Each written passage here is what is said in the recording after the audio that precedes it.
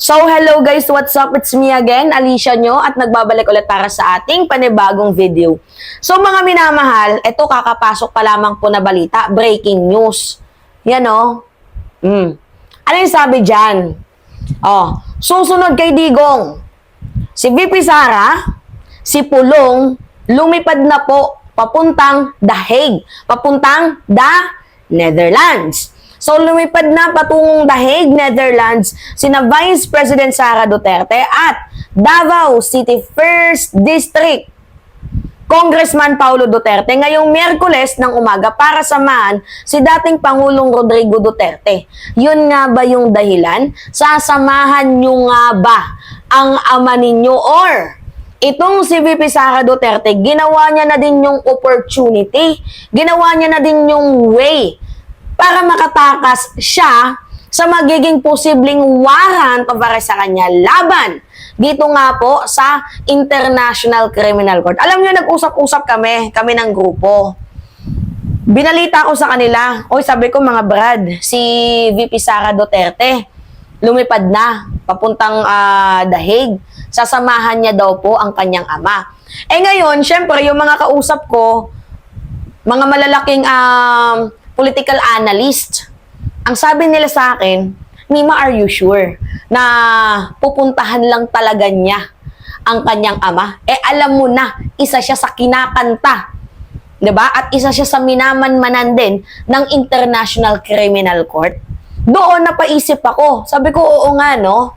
Sabi ko, what if lang natin, mga minamahal, what if si VP Sara lumipad, umalis ng bansang Pilipinas para takasan din, 'di ba? Ang susunod na pag-aresto sa kanya dahil natitimbrihan niya na, naaamoy niya na kasunod na din siya, mga minamahal, sa aarestuhin ng International Criminal Court via Interpol.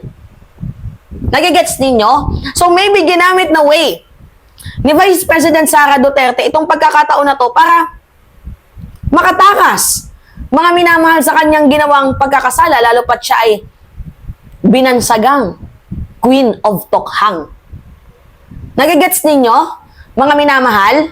At saka itong si Vice President Sara Duterte, meron na din niyang pattern Diba? Parang diversionary tactics lang din itong kanyang ginagawa. Kunyari, nafe-feel niya, natutunugan niya na siya ay mukhang susunod na. Inunahan niya na. Kumbaga, prevention is better than cure. Kagaya na lamang nung kanyang trip noon, yung naalala ninyo, yung assassinate me.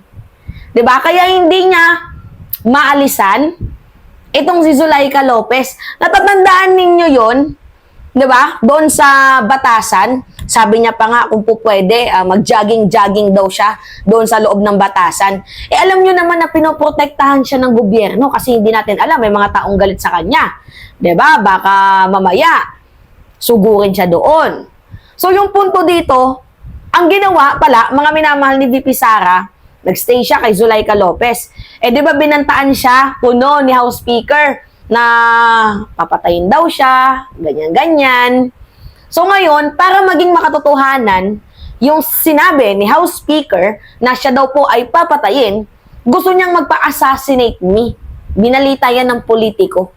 Yan. Gusto niyang magpa-assassinate me. Ngunit natunugan ng ating gobyerno.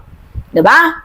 Inilipat ng detention itong si Zulaika Lopez. Diba? Yung secret affair ni Vice President Sara Duterte. Sabi ko nga sa inyo, may pattern May pattern itong si VP Sara. So, inuunahan niya na yung mga bagay-bagay. Diba? Doon sa assassinate me, nag-failure siya. Ngayon, baka siguro dito sa paglipad niya, baka siguro mag-success siya. We do not know lang, mga minamahal, kung babalik ng bansang Pilipinas itong si Vice President Sara Duterte. Pero, ang presidente, mga minamahal, nagsalita din. Patungkol nga po dito sa pag-aresto kay former President Rodrigo Duterte. Ito yung sabi ni PBBM, mga minamahal.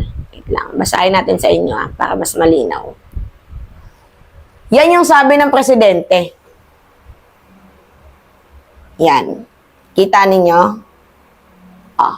Sabi dyan, Mr. Duterte was arrested in compliance with our commitments to Interpol. Interpol asked for help, and we oblige. If we don't do that, they will no longer help us with other cases involving Filipino fugitives abroad. This is what the Interpol community expect of us as a leader of the democratic country that is a part of community of nation. Tama nga naman na maaresto mga minamahal itong si former President Duterte kasi hindi pwede nga yung tayo lang ang hingi ng tulong tapos pag humingi ng tulong sa atin ng Interpol, hindi natin tutulungan. Paano na nila tayo tutulungan in the future kung budget na tayo sa kanila? Diba? And I hope na sana nagigets nyo yung message ng ating presidente. Ito ay patunay na gumagana, mga minamahal, ang batas. Hindi lamang para sa mga mahirap, bagkus pati na din po sa mga mayaman. Ito na ngayon nakakapagtaka Yung nag-a-ask sila ng tamang due process daw, itong kampo ni former President Duterte, ang kapal naman ng mukha ninyo para humingi ng due process. Pero yung mga pinatay na mga bata, mga inosente, binigyan nyo ba ng due process? Hindi, tanong lang. Di ba buti pa nga si Digong dinala doon sa The Hague, naka-aeroplano, naka-VIP, yung kulungan doon sobrang ganda, VIP treatment. Di ba? Pero yung mga pinatay ninyo, nagkaroon ba ng chance na kahit man lang ma-VIP sa kulungan? Wala, di ba? Kasi patay na. Kaya anong kinalulungkot ng mga DDS? Nung inarrest itong si Digong, binigyan ng VIP treatment. Lahat-lahat. Binigyan siya ng maayos na pagtrato ng gobyerno bago siya dalhin doon sa The Hague, doon sa the Netherlands. Tapos yung mga DDS parang tanga na umiiyak, sumisigaw. Nakakaloka mga minamahal. Minsan wala talagang utak tong mga kupal ng mga DDS na to basta lang makapagsalita. By the way, sumunod din, mga minamahal itong si Pulong. Yan. Kanina breaking news si Sara. 'Di ba? Umalis. Sabi ko, baka may next pa na balita. And I was not surprised na malaman natin na itong si Pulong ay lumipad din. 'Di ba? So I take moral support yung ginawa ni Pulong or I think pasikat. Pwede nga doon. 'Di ba? Total, madami namang nanakaw na sa kaban ng bayan, okay na 'to. 'Di ba? Okay na 'to. Madami naman na, may 51 billion na, di umano, okay na 'to. Pwede na 'to. 'Di ba? O si Sara Duterte, limpak-limpak na milyones-bilyones, okay na 'to. 'Di ba? Lumalapa ng confidential funds mula nung siya ay alkalde, okay na 'to. Pwede na 'yan. 'Di ba? So meron naman daw siyang pambayad ng abogado. Meaning, meron ngang pera. Ay, okay na yan. Kaya pwede na silang lumipad umalis at hindi na magpakita. Bakit? Mga minamahal, bakit sila kailangan umalis at hindi na magpakita? Kasi madami na silang nakuha. Alright? Yun po, mga minamahal. It's me again, Alicia Nyo.